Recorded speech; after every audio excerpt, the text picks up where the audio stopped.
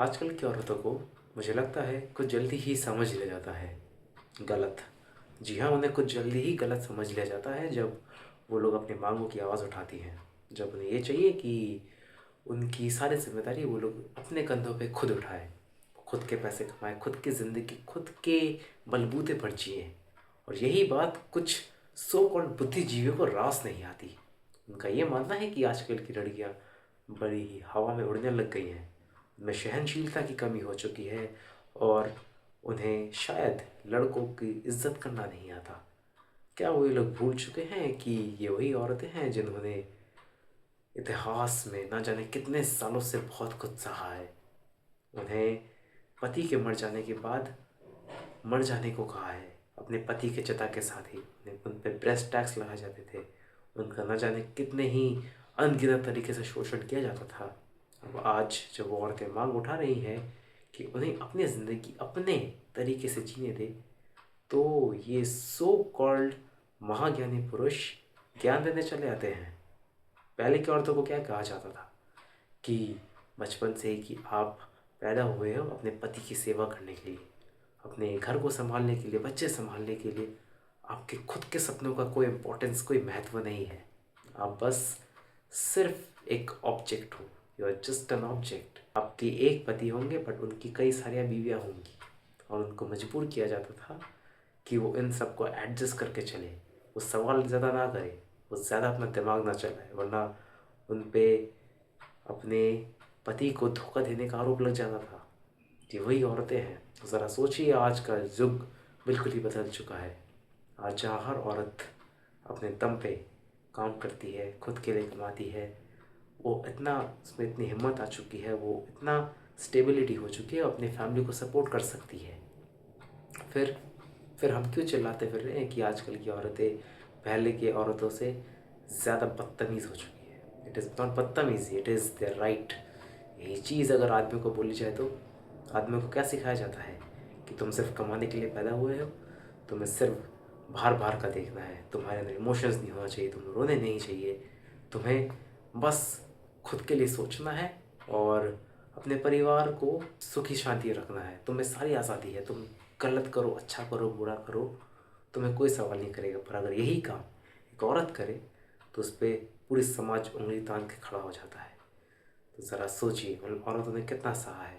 हाँ, आजकल के केसेस हमें ऐसे देखने को मिलते हैं जहाँ पर कहीं ना कहीं जो लॉज है वो इफ़ेक्ट कर रहे हैं इंडियन मैन को। इंडियन क्यों, ना जाने दुनिया भर के मैन शायद कहीं ना कहीं से इम्पैक्ट हो रहे हैं कि वो लोग, उन पर अगर एक एलिगेशन लग जाए तो हो सकता है जेल हो जाएगी ना जाने कितने सालों की, उन्हें हट जाना भरना पड़ेगा, डिवोर्स के नाम पे ना जाने कितने पैसे देने पड़ेंगे।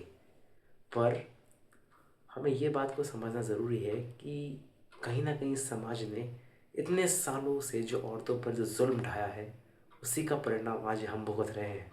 जी हाँ, आज जो आदमी की स्थिति हुई है, ये हमारे पूर्वज थे, उनके ही कर्मों का कहीं ना कहीं नतीजा बन जाता है। हिस्ट्री उठा के देखें तो biologically man are more stronger than women physically, but emotionally women are more stronger than man.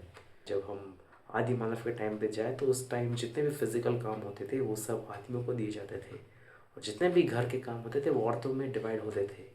I repeat, वो डिवाइडेड किए जाते थे क्योंकि शायद उन्हें ये समझ आ गया था कि कौन किस चीज़ के लिए बना है, नेचर ने कौन सी चीज़ को किस चीज़ के लिए बनाया है। बट धीरे धीरे कुछ लोगों ने इन्हीं चीज़ को अपना फ़ायदा बना के ये बोलते हैं कि औरतें सिर्फ और सिर्फ घर तक ही सीमित हो सकती हैं और आदमी सिर्फ बाहर ही ऐशो आराम अपने काम पूरे कर सकते हैं, और उसे कोई भी एक अपने एक्सप्रेशन देने की ज़रूरत नहीं है घरवाली को। और आज उसका नतीजा हम सबको देखने को मिल रहा है। तो फिर इससे हमें क्या सीखने को मिल रहा है कि इतिहास कहीं ना कहीं दोबारा अपने आप को दोहरा रही है। जो हमारी जो गलती है, जो पूर्वजों ने करके गए हैं, वो आज हम भुगत रहे हैं। औरतें कमज़ोर बनाया गया था, उन्हें कमज़ोर बनाया गया था ताकि वो अपने हक़ की लड़ाई ना लड़ सके। पर आज जब वो लड़ना चाह रही है, जब वो उठ रही हैं, जब वो जाग चुकी हैं, तो ये बुद्धिजीवी अपना ज्ञान पेलने आ जाते हैं। इसलिए इन लोगों से सावधान रहिए और इस बात पर हमें अमल करना चाहिए कि औरत और आदमी कभी एक दूसरे के अपोनेंट कभी थे ही नहीं। वो हमेशा एक दूसरे के लिए बने थे, एक मैस्कुलिन एनर्जी, एक फेमिनिन एनर्जी।